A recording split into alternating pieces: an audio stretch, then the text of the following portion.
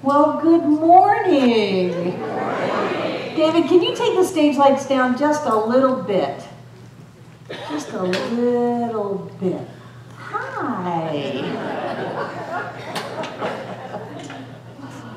So, perfect, whole, and complete.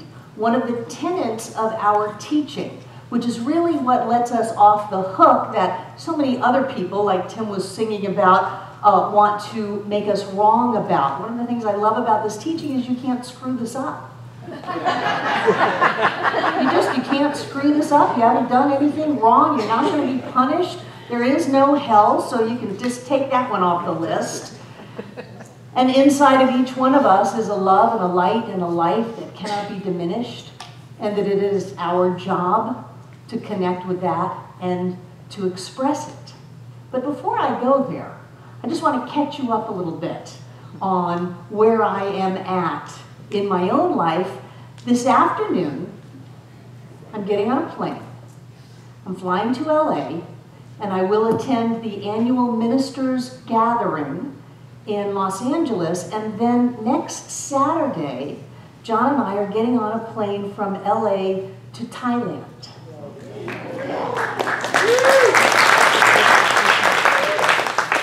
So this is our 25th wedding anniversary.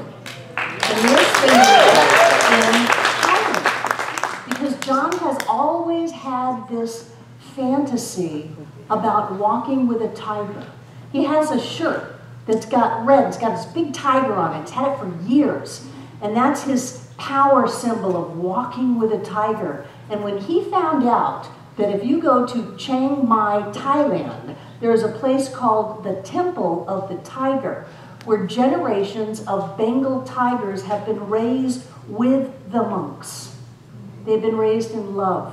They have been held and petted and coddled, and that tourists can come into this area and be with the tigers. Now, it's not this thing where you go running up to a Bengal tiger. They're huge. But you can go in and you can sit down. And then if the tigers want to, they'll come over to you. And if there are any baby tigers, you can play with the baby tigers. So when John found out that walking with the tiger is not just a metaphor for power in his life, but actually a possibility, he went crazy. And since we were already going to be in Los Angeles, we decided to make the jump and have our 25th wedding anniversary in Thailand. Now, I gotta tell you, this brought up a lot of stuff for me, because I'm leaving today and I will be back in 3 weeks. I'll be back on a Saturday, but it's, you know, a day later and 12 hours off. So I'm sure I'll be here Sunday morning 3 weeks from now, but who knows which barber will be here. And it brought up stuff because although our center, mark your calendars, January 15th, 2015, is 20 years old, we've never been gone that long. We've actually only missed 2 Sundays, I think, once. And that was when we couldn't make it back from Maui. Yeah, right. Like there's never anything I can't do. So I have a very special request for you. This center is 20 years old. It's our 25th wedding anniversary. And I am asking you to support me, to support John, and to support this center by coming. Many ministers won't tell their people when they're going to be away. The group comes and it's a surprise that they're not there.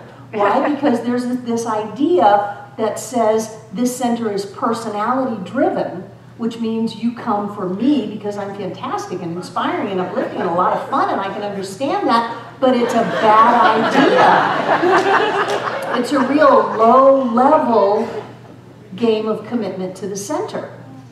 So I'm stepping out in faith and trust of you, that you will show up, even though we're gone. And you've got some great things going on. Sherry announced, come to my class tomorrow night. I'm not going to be there. Tomorrow night, we've got a panel of practitioners to answer any question you have on treatment, science of mind, or anything else. The week after that, we've got Lynn Villa coming and giving a prosperity workshop. And the week after that, we've got Lissa Rowe teaching the 4 agreements. Next Sunday, Reverend Christy Corna will be here giving the talk. And the Sunday after, you may not know, his title is Reverend. The Reverend David Washington will be here giving the talk.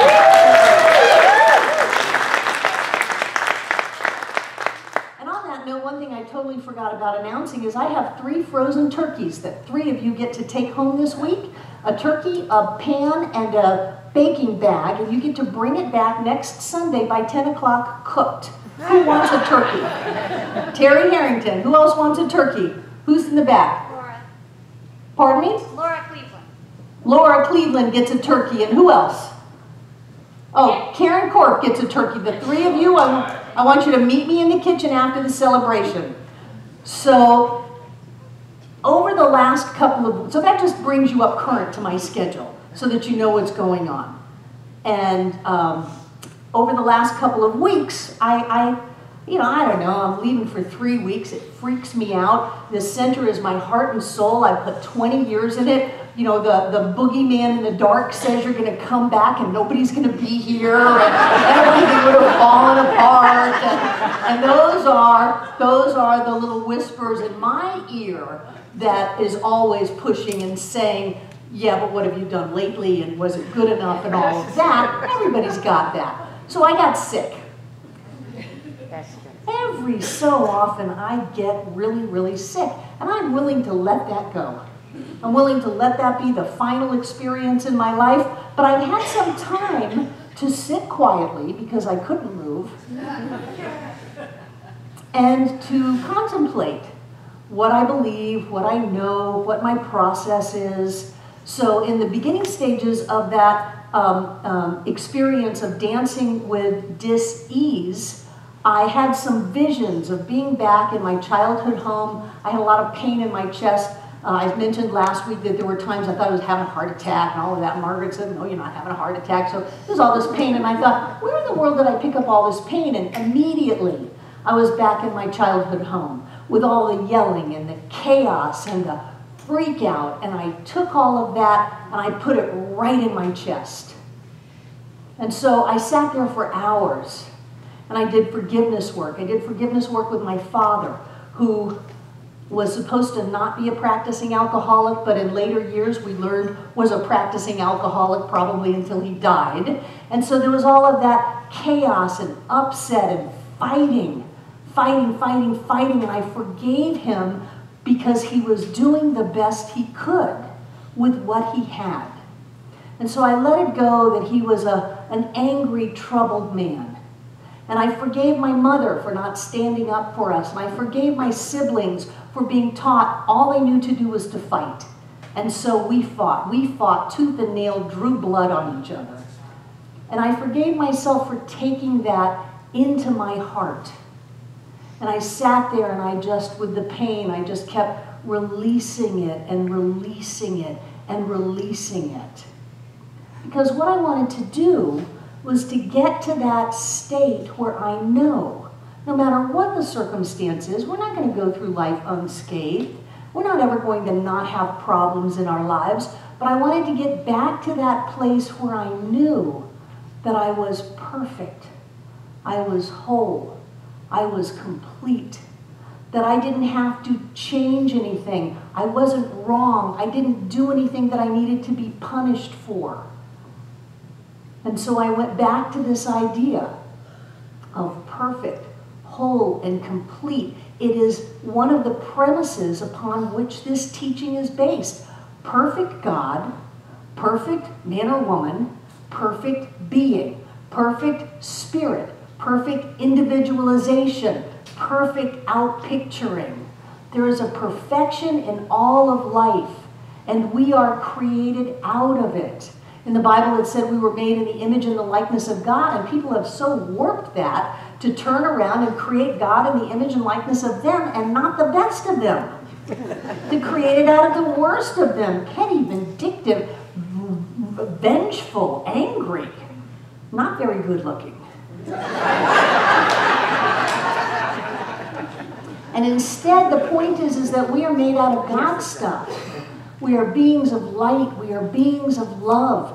There's a balance within each of us. And I'm not talking about the perfection that we look the way the commercials say we're supposed to look, or our lives look the way we think they're supposed to look so that we're not uncomfortable. We want everything to work out the way we want it to work out, so we shouldn't have to be stressed or grow or anything like that. I'm not talking about that kind of perfection. That's a lower level of perfection. I'm talking about the perfection of spirit as us. That we are made out of God's stuff. And we can't screw that up. We can't get rid of that. It is our divine nature, our divine heritage. And it doesn't matter what we have ever done. I've been a minister for 33 years. It does not surprise me what anyone has said they have done. I know people who have killed people. I know people who have robbed people. I know people who have beaten people. What have you done? What are you still putting yourself on the hook for? Oh, I did this when I was 16. You were 16. You were stupid.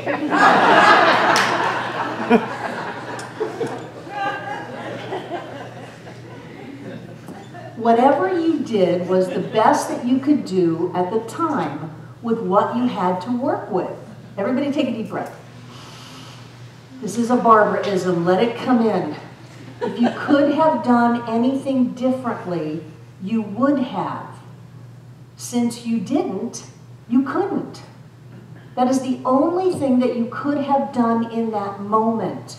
So whatever it is you did, it was part of the perfect outpicturing of who you are today. So no blame, no shame, no regret, no failure. You are perfect spirit manifesting as you now. You can't stop it. You can't change it. You can't get away from it. It's like the candle trying to stop being the flame. You can't do it. And then this idea of whole, that there is nothing missing in you. There is no empty spot. There is no dark spot. There is nothing wrong with you. You are whole. You have everything that you need. Everything that exists at the point of you. You don't have to go out and get anything. You don't have to turn into anything. I love that. Be who you are. You don't have to change in any way. You are whole in and as you right here and right now. And then complete. That fullness of spirit that is manifest as you now. You are perfect. Perfect God. Perfect you. Perfect life. You are whole. No missing pieces. You are complete. You may not be the finished product. I'll give you that. It's like the cake when it's still baking. And you open up the oven and go, oh, what is that? It's a half-baked cake. That's all. I love what Wallace Wattles says. He says, the world is perfect, though not complete. And so sometimes when I look at myself, not finished, not complete like that. Pay attention to your words, Barbara. You're confusing. The world is perfect, though not finished. So when I look at myself sometimes and things show up, you know, my God, what am I doing? Getting sick 2 weeks before I'm going to Thailand. Am I unconsciously resisting this trip? Am I sabotaging my happiness? It's my 25th wedding anniversary. Is there something going on there? Do I need to look at something? No. No. A little bit of process work, a little bit of cleansing. I'll go to Thailand a little lighter than I would have. But when I look at me, when I create things in my life and I can get back to that idea that I am perfect, just the way that I am whole, that there is nothing empty in me, there is nothing lacking in me, there is nothing missing in me, and that I am complete. then I can move forward in creating my life based on that. It's not that we're never going to create problems in our lives. We will. That's part of being alive. But what we do with those problems, if we get lost in them, we may never find our way out. If we can move back to that idea that says, even though it doesn't look like it, whatever God is all that there is, and so that is what I am now. Inside of me, God is. And so I open to that. I'm aware of it as health and prosperity and joy and love, then that shows up in the outside. If you're having an issue in your life, see a practitioner. Let them help you remember who you are. Because no matter what you have ever done, no matter what has happened, no matter whoever did or said what to you, you are still perfect spirit.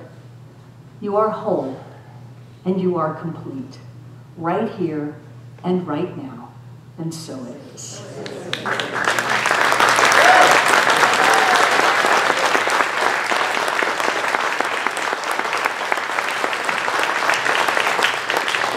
I love this.